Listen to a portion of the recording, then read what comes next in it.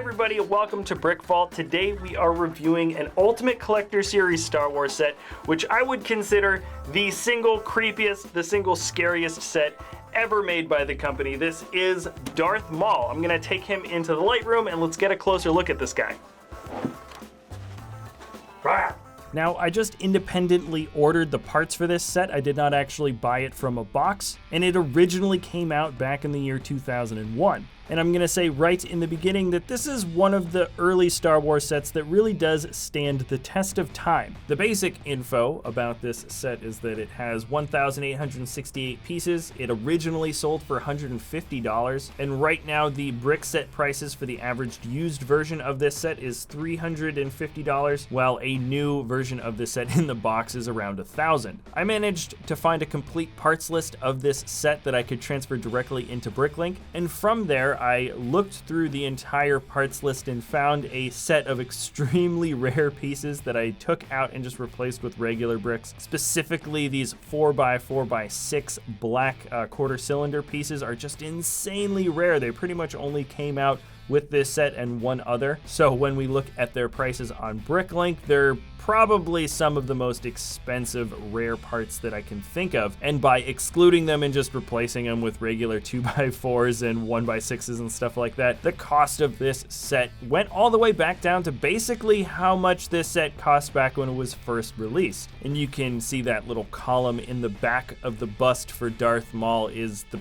area where it should have been those rounded parts. Personally, I think it looks fine, or maybe even better just being regular bricked out pieces. Alright, so that was some of the basic logistics of this set. Let's get into some of the awesome design details. I have to say, this doesn't feel like a set that was designed so long ago. Often when you look at play sets that came out around the same time, and even for several years after 2001, the quality of those models is really not comparable to what we get as play sets nowadays. But when you look at a figure like this that has been built sort of just by stacking bricks up, LEGO has long since mastered this building technique. So it comes as no surprise to see this life-size head and bust model of Darth Maul to actually look just as good as if you saw maybe a model of him built at Legoland or maybe a convention or something like that. This really does feel like the same high-quality style of building that we would still see today. Now let's look at the most visually interesting part of the build, which of course is the face. It was a bit more difficult to build this area than any of the other spots, mostly because we're dealing a lot with plate sizes combined with bricks, so you really did have to count out how to properly lay the bricks down. The manual was also not set up too well. You really did have to remember exactly where every little piece went from every step, and there was a lot of checking back and forth between certain pages to make sure you were getting the topographical sort of view of this head laid down properly. Maybe I'm just not particularly good at putting the bricks down in this fashion, because this is a little over 1,800 pieces, and the live stream build of this took like 8 hours to put together, which is an incredibly slow build time on average for the amount of parts that this is. It was still a pretty fun build experience all around, but I have to say it definitely requires a higher level of attention to detail as you go from each step. So if you're considering building this set yourself, just keep something like that in mind. But anyways, getting back into the detail of this Darth Maul bust, the red and black contrasting colors really does look amazing. The design of this sort of symmetrical bit of detailing that goes from one half of the face to the other really does look quite fluid, even though it's such a blocky style of building. And if you haven't noticed already, there is just something absolutely eerie about the way those eyes look. Now, there's nothing particularly special with the way this face was designed. I guess the only thing that I really want to point out is the interesting way the nose and the chin were attached to the face. When you look very close, you can see that the bricks have actually been oriented perpendicular to the way the rest of the body has been built. So you can actually see studs pointing out onto the left-hand side of the face, some of which they're actually covered up a little bit with plates you can see on the nose. And then on the right-hand side of the face, the nose is a little bit more exposed with the undersides of the studs, which admittedly does not look as good. It doesn't feel quite as symmetrical, but from a distance, it's hardly noticeable and not very distracting. Even lower down on the chin, you can't even really see the undersides of the studs showing showing at all, or very, very little. And from the left-hand side of the face, the plates match up perfectly, and it's hard to even tell from here that the orientation of the studs have been changed at all. Now looking at the profile of the Darth Maul head, it looks very real, very fluid. The lips and chin might look a little bit funny compared to maybe the rest of the face, but all in all, it's a really nice looking shape for the head. And the last major thing to point out are the horns for the top. There's 3 main horns on the side, one right in the front, and a couple of small horns right by the ears. And of course, that is the major defining feature of what makes up a Zabrak alien, and they fit on pretty simple. In fact, the tips of most of the horns only stay on by one stud, and I think they capture the curvature of the sort of devil-like horns that they need to be. Now getting into the last detail that I think is worth pointing out, the ears. The build for the ears look good. I actually was surprised to see how well the shape turned out. It extends forward by 2 bricks and even builds a little bit to the inside of the head as well. But from the side angle where you can see sort of the light reflecting off the brick so you can see the outline a little bit better,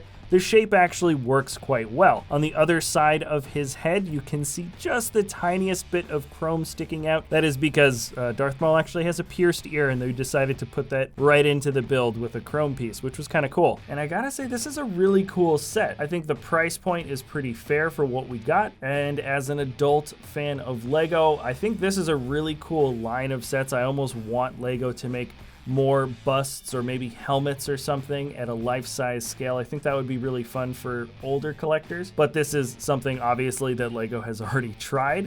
This is a 2001 set, and I bet it probably didn't sell as well as they had hoped, so I guess that's the reason why we're not getting any more of these. It's possible that, you know, this set was pretty expensive back in the day. It didn't come with any play features or minifigures, and the adult fans didn't really warm up to episode 1 quite the same way as the younger fans did, so I can see why maybe this particular set probably didn't do as well as they were hoping. Personally, I think this would be awesome if Lego revisited some of these brick-built busts. I could imagine a Boba Fett helmet doing super well, Darth Vader, Greedo, who knows? Actually, scratch the who knows part. What do you guys think would be a good helmet or figurehead or bust or something to have from the Star Wars universe built at a 1-for-1 scale in Lego? I feel like Boba Fett's helmet is sort of the obvious choice, but beyond that, I think maybe a Royal Guard, one of the Emperor's Royal Guards, would be kind of cool, or perhaps Grievous. Anyways, I don't think there's any bust that is gonna beat the freakiness of Darth Maul. As you can see,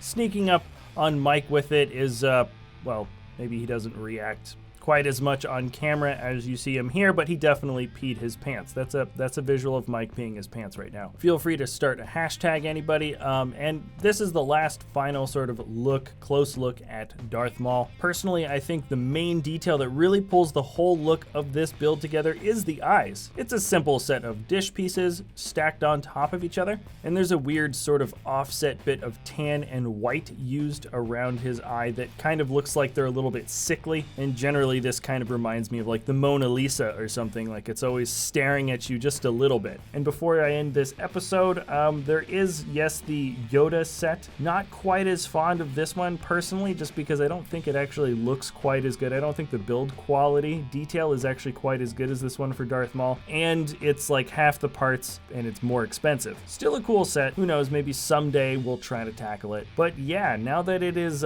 totally finished and set up here in our studio, I have to say, it's just so darn creepy looking. Maybe that's the reason why nobody wanted this set. Keeping this displayed facing you at the foot of your bed in your bedroom would probably not be the best idea, and so far this has managed to creep out just about everyone that has come into the office since we've built it. I certainly hope I don't have to shelve this build like I did with maybe another poster that I bought in the past.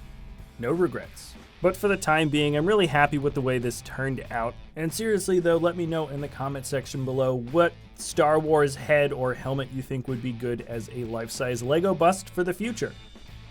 Alright, that is it for this episode, everyone. Thanks a lot for watching. Remember, if you enjoy our content, you can always like or subscribe, and we'll see you next time at BrickVault.